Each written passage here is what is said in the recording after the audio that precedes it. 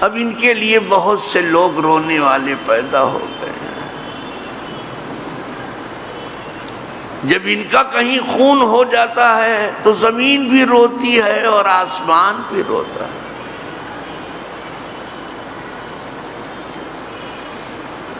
اور دوسرے مارے جائیں فما بکت علیہم السماء والارض، تو نہ ان پر زمین روتی نہ آسمان۔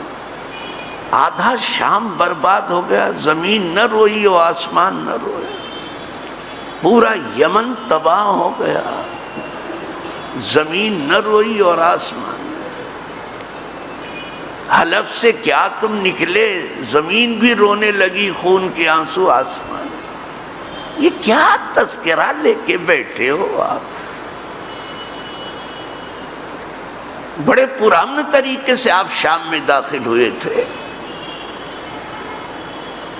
کہ آپ کو پرامن طریقے سے باہر نکال دیا جاتا، بائی فورس گئے تھے، طاقت کے ذریعے باہر کر دیا۔ اور یہ قدرت ہے، ورنہ جس انداز میں تم گئے تھے یہ بشار الاسد کی طاقت نہ تھی، یا شام کی طاقت نہ تھی کہ تمہیں باہر کر دیتا۔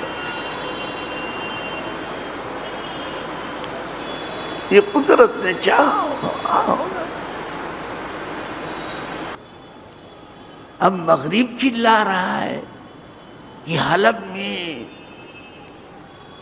انسانی جانوں کا اتلاف بہت ہو رہا ہے، بڑی ہو رہی ہے۔ اب مغرب چلا رہا، جب یہ لوگ گئے تھے تمہارے گرگے اور تمہارے مرغے، جب گئے تھے تو یہ امن کے ساتھ گئے تھے، شام میں بائی فور طاقت کے ذریعے گھسے تھے حلب میں،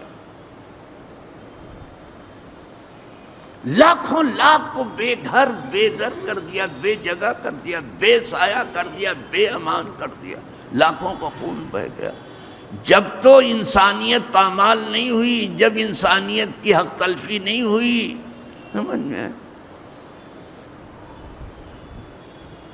جب آپ بالکل نہیں چلائے اس لیے کہ آپ کا کام ہو رہا، اور جب آپ کے پالے ہوئے مارے جا رہے ہیں تو آپ چیختے چلاتے ہو کہ انسانی حقوق کی خلاف ورزی ہو رہی ہے شام میں۔ اس وقت انسانی حقوق کی خلاف ورزی تمہاری سمجھ میں نہیں آئی؟ کتنے لوگ دریا میں ڈوب گئے اور ماتم بھی تم نے کیا۔ اب انسانی حقوق یاد آتا ہے، تم اپنے مطلب کے پیچھے اندھے ہو رہے ہو۔